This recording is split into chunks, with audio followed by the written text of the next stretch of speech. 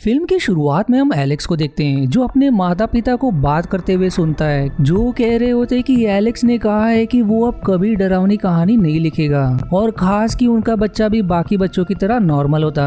जिन बातों को सुनकर एलेक्स अपने माता पिता से नाराज हो जाता है और फिर वो तय करता है कि वो अपने द्वारा लिखी गई सारी कहानियां को जला देगा।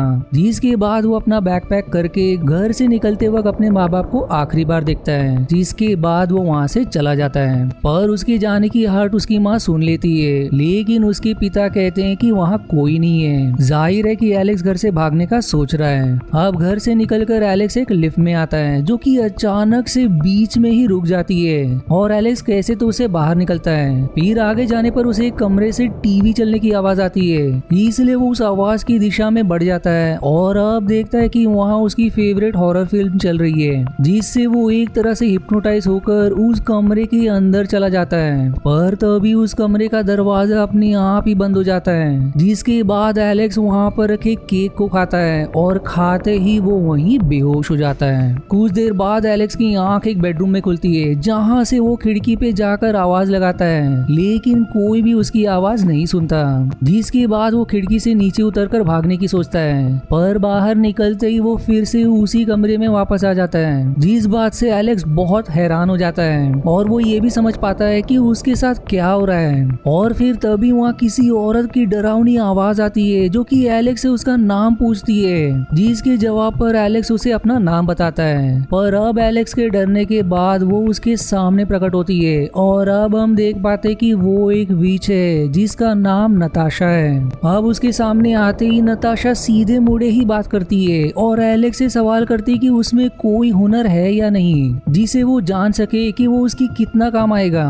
जिस पर एलेक्स कुछ नहीं कहता, तो फिर वो एलेक्स को बताती है कि अगर उसके पास कोई हुनर नहीं है तो वो उसको भी यहाँ पहले फंसे बाकी बच्चों की तरह मार देगी। जो सुनते ही एलेक्स डर के मारे थरथराने लगता है और फिर वो बताता है कि वो नाइट बुक नाम की एक किताब लिख रहा है, जिसमें उसने काफी डरावनी कहानी भी लिखी है। अब एलेक्स के इतना कहते ही वहाँ की सारी चीजें हिलने लगती है और अब हम एक अजीब सी डेमोनिक आवाज को सुन सकते हैं, जिसको नताशा इग्नोर करते हुए कहती है कि अगर एलेक्स को जिंदा रहना है तो रोज रात को उसे एक नई डरावनी कहानी लिखकर सुनानी पड़ेगी। जिसके बाद हम एलेक्स को अगले दिन उसी घर में उठता हुआ देखते हैं, जहाँ पर उठते ही उसका सामना लेनोर नाम की बिल्ली से होता है, जिसके पास गायब होने की शक्ति होती है। लेनोर दरअसल उस विच की पालतू बिल्ली है जो एलेक्स को डराकर उसे कमरे से बाहर कर देती है। जिसके बाद एलेक्स उस अपार्टमेंट को एक्सप्लोर करना शुरू कर देता है, जहाँ वो देखता है कि जिस जगह पर पिछली रात वो टीवी देखकर यहाँ आया था वो टीवी वहाँ से गायब है। जिसके बाद एलेक्स की नजर किसी शोपीस की तरह रखे हुए छोटी छोटी मूर्तियों पर पड़ती है, जो मूर्तियाँ क्या है हमें आगे पता चलेगा।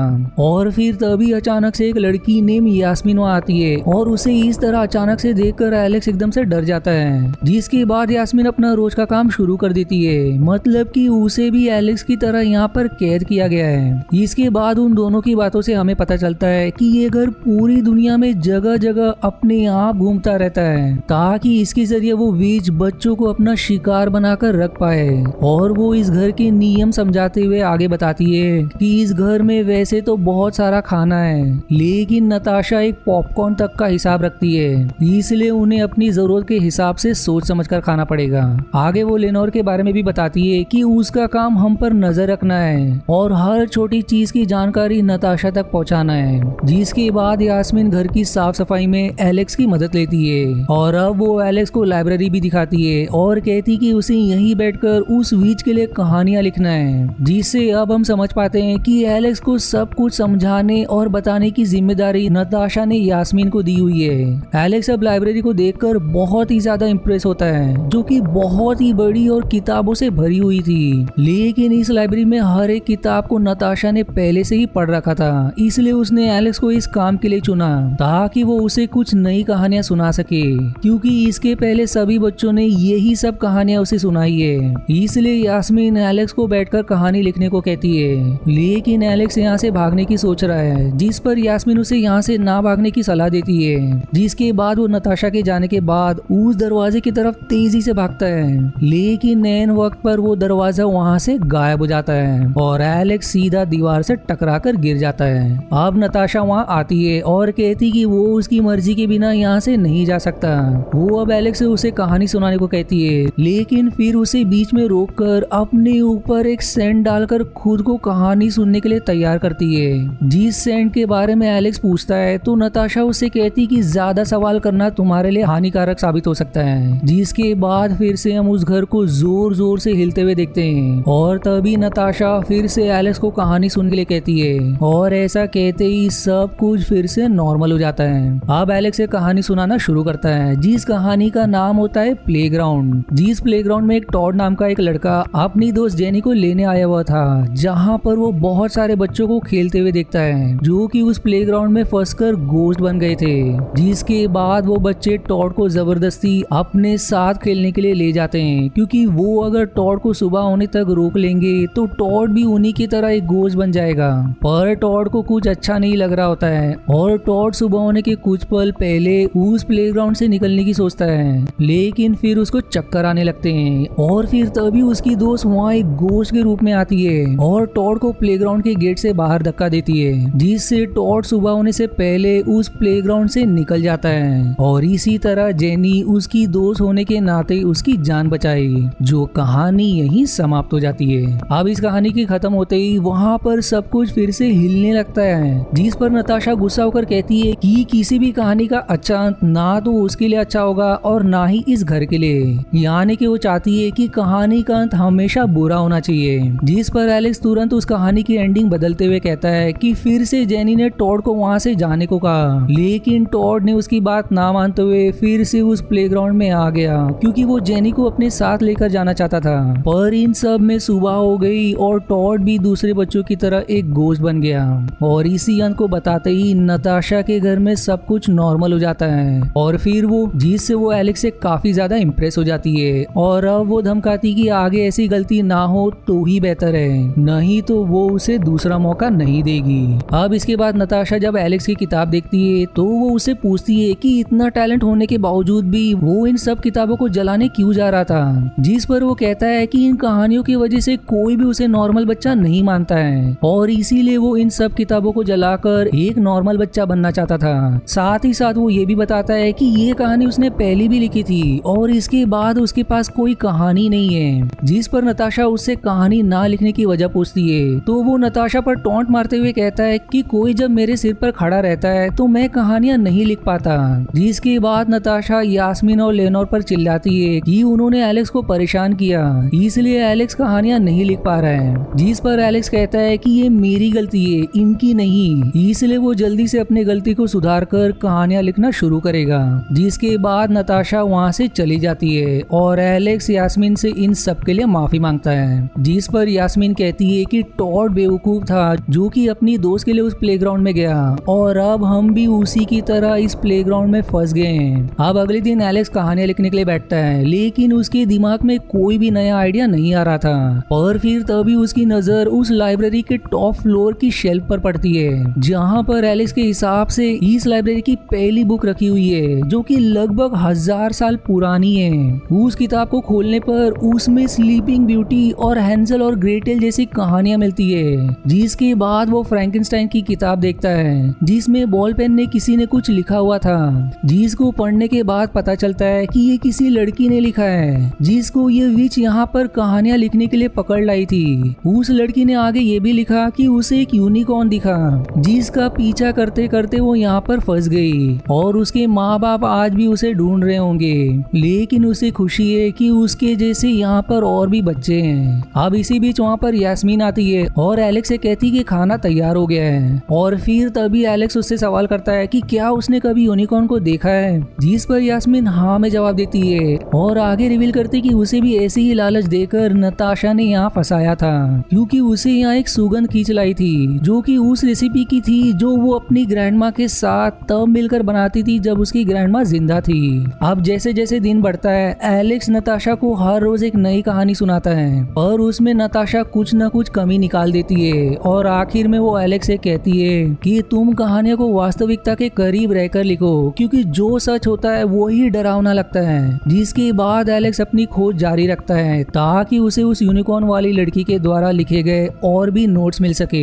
अब एक दिन उसे एक किताब में लिखा हुआ मिलता है कि आज आज मेरे माता पिता का दिया हुआ लॉकेट मेरे पास है और मैं आज रात यहाँ से भागने वाली हूँ, लेकिन मुझे डर है कि मेरे माता पिता मुझे पहचानेंगे या नहीं। और तभी वहाँ यास्मीन आ जाती है और एलेक्स को अपने साथ चलने के लिए कहती है। वो एलेक्स को नताशा की नाइट नर्सरी में लेकर आती है, जहाँ पर बहुत सारे ईविल पौधे होते हैं जो कि अंधेरे में ही बढ़ते हैं, क्योंकि अगर उन्हें सूरज की रोशनी में ले जाया जाएगा तो वो सूख जाएंगे। और अब हम यहाँ पर देख पाते हैं कि यास्मीन को इन पौधों के बारे में काफी अच्छी जानकारी हो गई है, जिसके बाद वो बताती है कि इन पौधों की मदद से नताशा अपना जादू तैयार करती है। जहाँ अब एलेक्स को लगता है कि शायद इन्हीं जड़ी बूटियों की मदद से वो अपने आप को जवान भी रखती है। अब वहाँ पर यास्मीन एलेक्स की मदद से एक पेड़ पर लगे अंडों को डिस्ट्रॉय करने लगती है और अब वो बताती कि अगर ये पैर से कुचलकर नष्ट नहीं किए गए तो इनमें से एक क्रीचर निकलकर यहाँ पर सब कुछ तबाह कर देगा। उन अंडों की खासियत ये होती है कि अगर वो खुद से गिरकर टूट गए या उनमें क्रैक आ गया तो उनमें से क्रीचर्स निकलेंगे, इसलिए उन्हें सिर्फ पैर से कुचलकर ही इन अंडों को तोड़ना था। जिसके बाद एक अंडे को एलेक्स वहीं पैर से कुचलकर नष्ट करता है और वहीं दूसरा यास्मीन का पैर फिसलने की वजह से नीचे गिरने ही वाला होता है कि तभी एलेक्स उसे पकड़ लेता है, लेकिन शायद तब तक बहुत देर हो गई थी, क्योंकि अब वो क्रीचर पैदा होने के बाद पूरी नर्सरी को बर्बाद करने लगता है, जिसको एलेक्स और यास्मीन मारने की कोशिश करते हैं। लेकिन वो क्रीचर यास्मीन पर हमला करता है, जिसे लेनोर एन वक्त पर लेकर एक पेड़ की तरफ कूद जाती है, जहाँ बहुत जाले लगे होते हैं और लेनोर उन जालों में फंस जाती है। पर तभी यास्मीन एलेक्स को वहाँ से बाहर निकलने के लिए कहती है, लेकिन एलेक्स किसी तरह उस क्रीचर को मारने में कामयाब हो जाता है और लेनोर को वहाँ से निकाल कर ले आता है। और अब उनके बाहर जाते ही हम एक और अंडे से दूसरे क्रीचर को निकलता देखते हैं। उनके अब बाहर आने पर नताशा को जब अपनी नर्सरी के बारे में पता चलता है तो वो दोनों बच्चों को हवा में उड़ाकर अपनी तरफ खींच लेती है और फिर वो यास्मीन को अपने जादू की मदद से तकलीफ देना शुरू कर देती है। जिस पर एलेक्स नताशा से कहता है कि उसने यास्मीन से नर्सरी देखने की जिद की थी ताकि ऐसे जादुई पौधे को देखकर उसके दिमाग में अपनी नई कहानी के लिए आइडिया आ सके। जिस पर अब नताशा कहती है कि तुम्हारी दिलेरी की दाद देनी पड़ेगी कि तुम झूठ बोलकर इसे बचाना चाहते हो, लेकिन चिंता ना करो, मैं इसे अभी नहीं मारूंगी, वरना मेरे घर की देख रेख कौन करेगा।